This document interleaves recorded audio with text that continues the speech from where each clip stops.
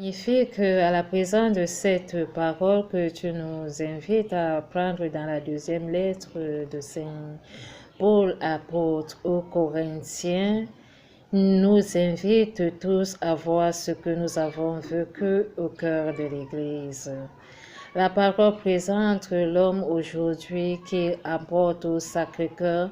la beauté de l'âme et la lumière de l'esprit, qui se convertit avec tant de degrés et de décision, qui a prouvé à cette injustice qui donne la victoire et qui se concilie dans la présence de cette miracle que Christ a cheminé durant la perfection de notre existence sur cet arbre du sacerdoce qui est remis au cœur pour la délivrance de toute connaissance que nous accueillons le discernement, les fruits de l'esprit et l'œuvre de cette mission qui est donnée à la préoccupation quotidienne et à la voix de ceux donc qui ont reçu l'audace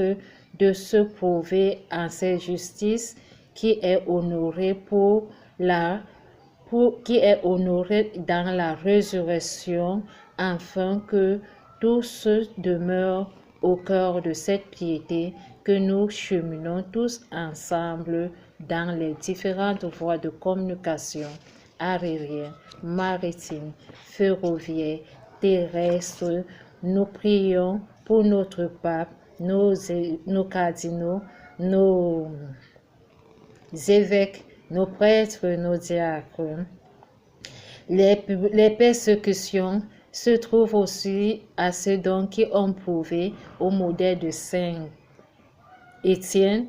à ceux donc qui étaient parmi les 7 frères qui ont vécu cette naufrage au niveau de l'instauration du précieux sang, car le sang du Christ parle, il enlève les péchés du monde. Il répond à l'appel aujourd'hui à ceux donc qui vivent à cette maîtrisitude, pour ceux qui cherchent ce pain et qui pardonnent dans le monde et qui réveillent dans le goût de l'espérance et qui cheminent avec cet esprit qui est donné au cœur de l'Église avec les 7 étoiles qui se sont apparues par les 6 églises qui donnent les diversités des dons et qui certifient aujourd'hui ce que nous devons recevoir au milieu des pauvres saints. Seigneur, délivre notre cœur en ce jour pour tous ceux donc qui écoutent l'appel du Seigneur pour la grâce